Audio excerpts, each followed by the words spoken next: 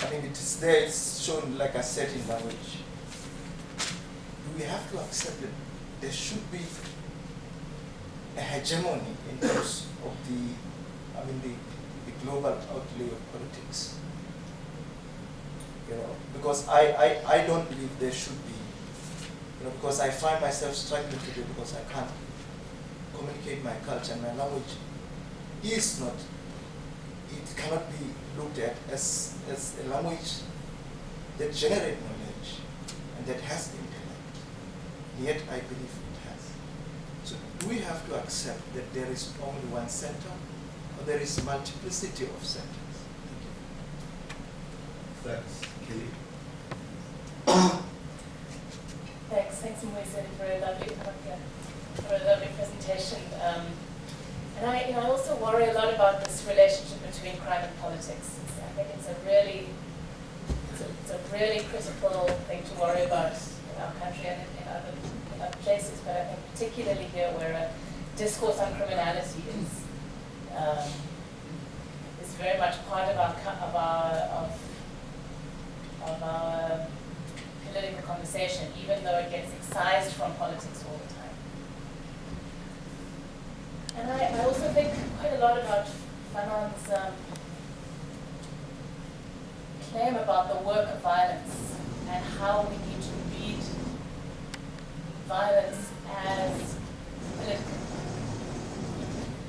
But then I also think about Arendt's criticism of that argument of Fanon, and I think there's some worth to it, and I think it's important to try to figure out how to take on board some of her critique, which is that there is a difference between political violence and criminal violence precisely around the question of the vision of a future, of a goal, of an object that gets collapsed with criminal violence, but which gets maintained under political violence. And that's the object of freedom. And there's something that criminality does to violence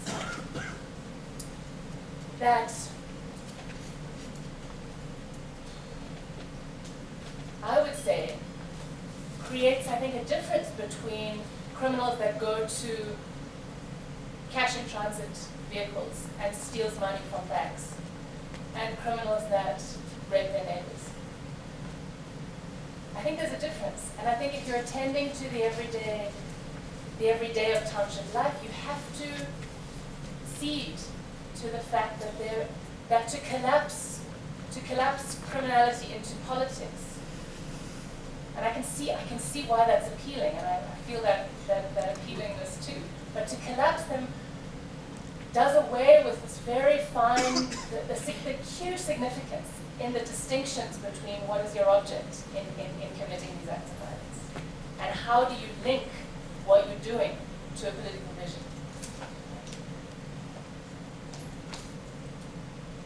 And I think also to collapse the two does something very dangerous. And I can see why, and I think it's important to say how the condition of township life produces a condition of life under which everybody in that space lives. But I think if one attends to the everyday, and one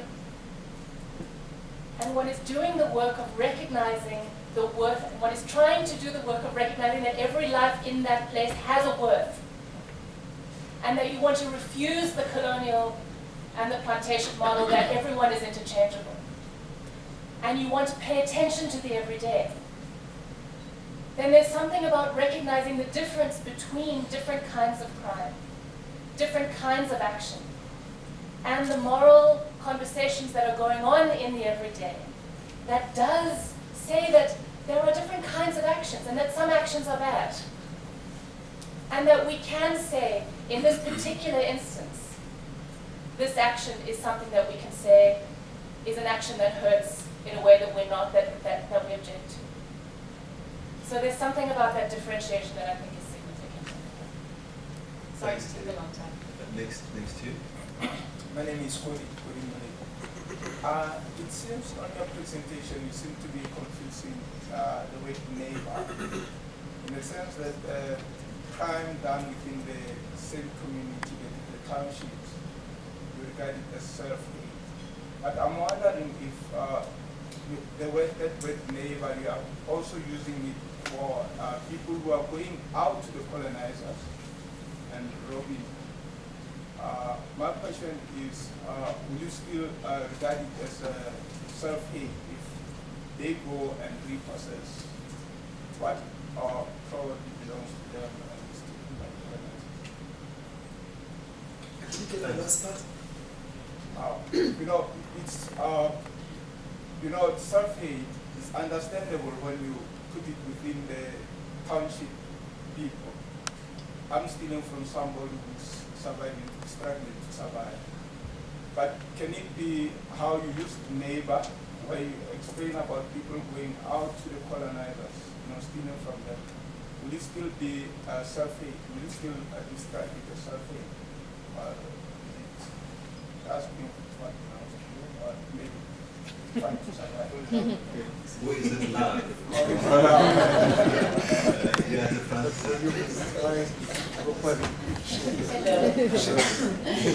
Thank you very much. This was really inspiring. One question you probably might expect from me anyway, and I would like to have this probably in a longer conversation, but maybe you have it already in your sleeve to work on that. You speak about love and self-hatred, and drawing on Fanon, this clearly is opening up a psychoanalytic toolbox, so to say, which then leads us into also issues of, let's say, socialization. So how do we learn to be in the world? And I'd like to link this at some point to what Kelly just has said about to reverse or reject that system and the ideology of the plantation where everybody is exchangeable. I think in terms of a psychoanalytic understanding of healing, it's very much about claiming agency.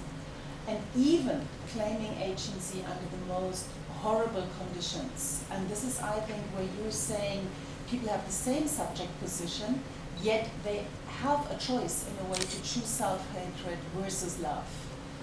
And now, what I would like to know from you is that on the one side, inspired by Black consciousness philosophy, you are criticizing a universal subject position where we are all human, and you're stressing a Black subject position, and you want to kind of complexify the way how we think the subject under certain conditions of power.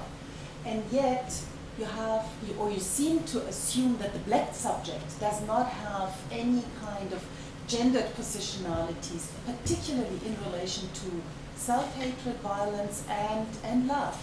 And I think these are three complexes which are highly gendered and which would be important to figure in our understanding in terms of what does it mean when we talk about violence in the colonial and post-colonial context and dealing with racist, highly gendered racist notions of the hypersexual, delinquent Black male, for instance, But what does that mean also in the way of how the female subject position is configured within these kind of hegemonic discourses, and how are they reproduced, and how are the reproductions of these kind of gender discussions and positionalities are feeding into forms of self-hatred? How is the reproduction of violence in a way very much a reproduction of hegemonic understandings of violence, for instance? So I think I would like to know if you have an idea about this, or if this is still going to come, or if you've done it already and you didn't share it today. That would be my question. Oh boy, this is frustrating. I've got a question for more questions to come. So Mbuyiseni, those are your questions. Thanks. Thanks very much.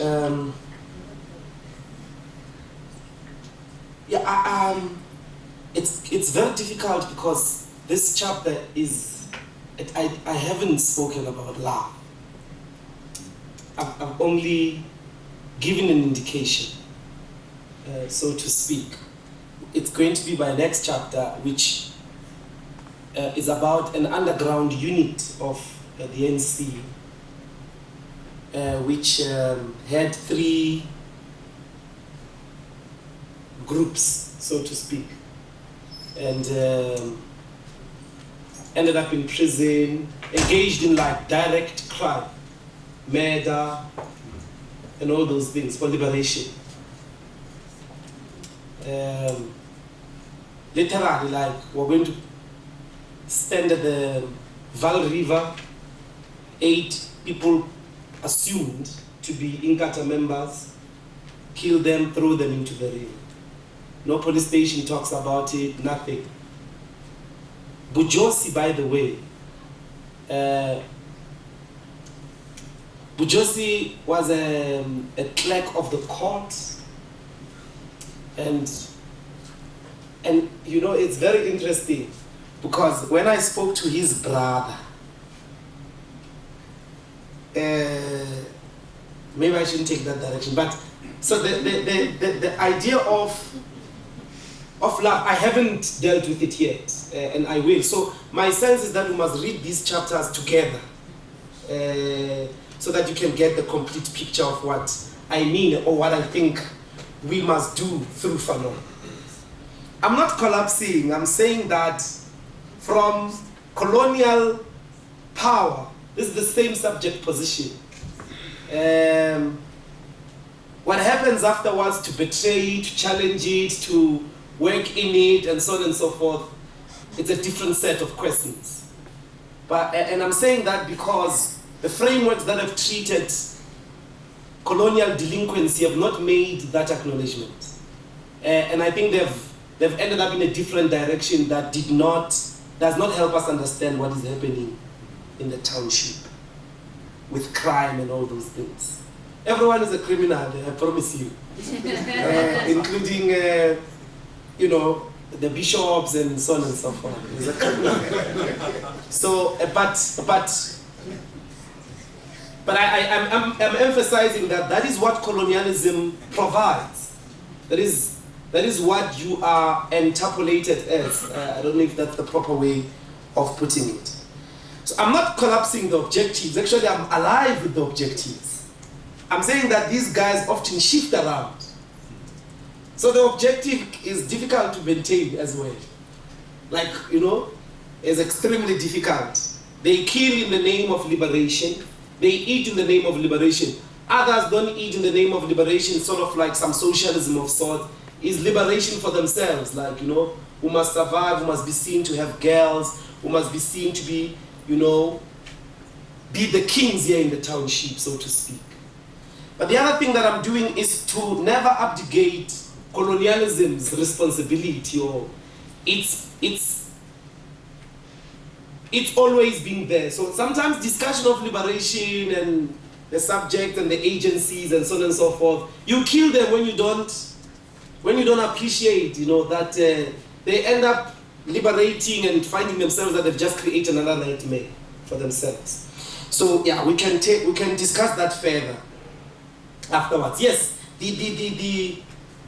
in the chapter I deal with masculinity and the reproduction of hegemonic masculinities, and these are, and I trace it because the gangs of the Droster gangs of the Cape frontier, they were actually families. There were women amongst them, they had children, including the early gangs of industrialization, the one that produced Nongolos or Jan Note. But with like the development of industry, the compounds and the prison, you know, the prison spreads, so to speak, more and more and more and more with industrialization. It's very much close to industry. Men are more and more separated, but also the compounds in the mines, because that's how that group of Jan Note spreads. But where it came out of, it was a different performance of being a man. They were families, they were a community. There were different forms of gangs. But these ones, in the late 20th century, they are men. They are boys, in the mainly all of them, the ones I'm talking about, they are young black people who have gone to school. When I talk to them, they've got diplomas in engineering, some of the BZ gang members. They've got families now, they talk about all these things, you know. So some of them did not really have as much excuses, but they are all men, and it's about they skilled girls. So I do talk about a specific form of masculinity and its evolution, and try to explore, you know, also understand the conditions under which certain forms of masculinity dominate and survive as opposed to others. So those debaters, you know, the guys of debating in the township schools, they also fight, but they fight the gangs. They become comrades, they fight the gangs, but you know, they maintain gentlemen, debate, you know, consent from a girl, take her to the bioscopes in Johannesburg, all those types of things. But they carry the okapi because they might meet the other one